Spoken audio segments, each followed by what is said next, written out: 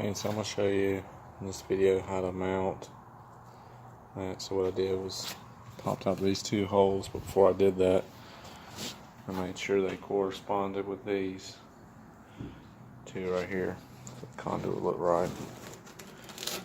And they're the same size. I went ahead and put the fittings. Notice how I made the screws so you can access them in the future. And they're both facing the same way.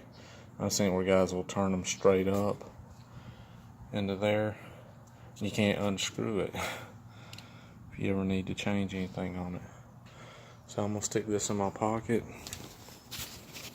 Hopefully you can see everything as it goes through here.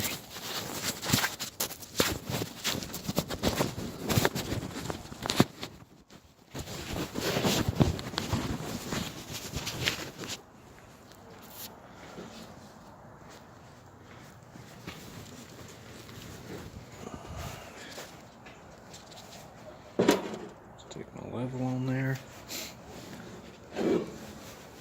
This might get a little loud. I apologize if it does. As you can see, I'm just holding it up there. And move these around. There we go. Check my level.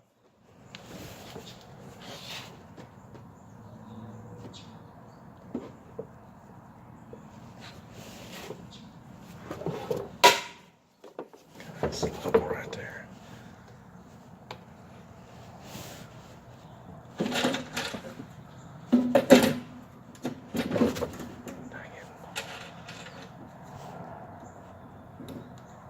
It's a lot easier for sure with two people, but sometimes you don't have that luxury.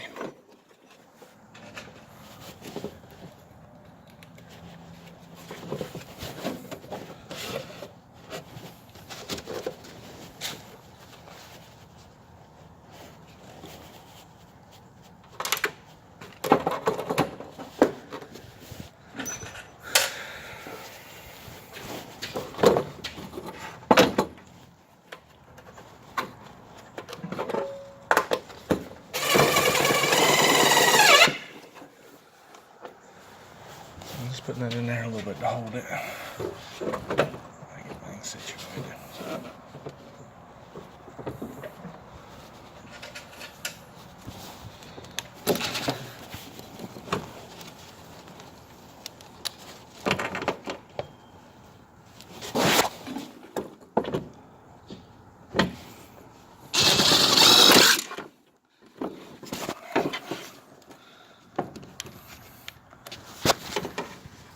I'm not going to edit any of this out, just show you kind of sometimes how it's a little bit difficult.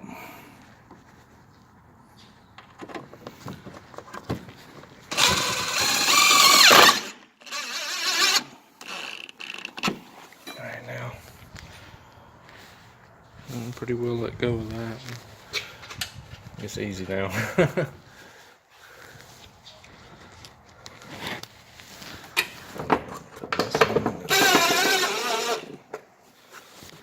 I'm not really cranking it down. I'm just getting them in there.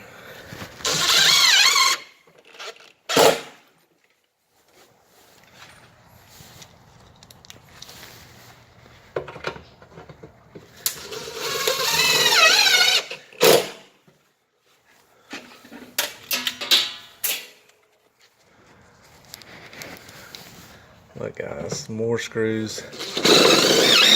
Definitely ain't gonna hurt the situation.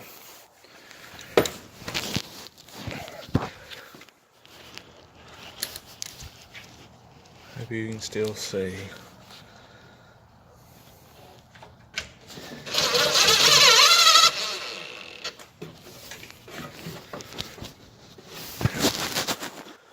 That baby ain't going nowheres.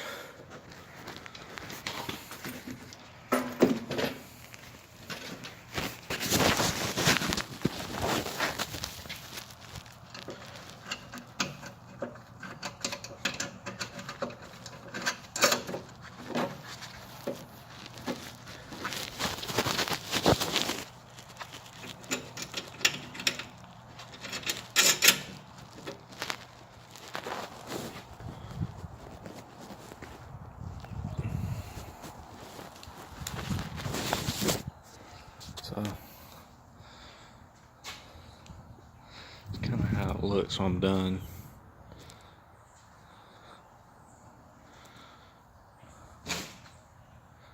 And as you can see, it's between the lines. Alright, I've done other videos where I wired them up. I wanted to show you something on this particular product here.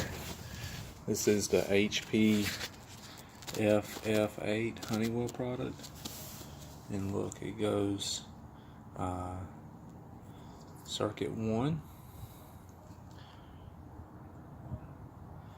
Then it goes circuit 3. See if you trace out 3. It comes up. So it goes 1, then 3, then 2, then 4. So if you got a trouble up here, it's for number 3, don't mix this up. This one goes out of order. 1, 3, 2, and then 4.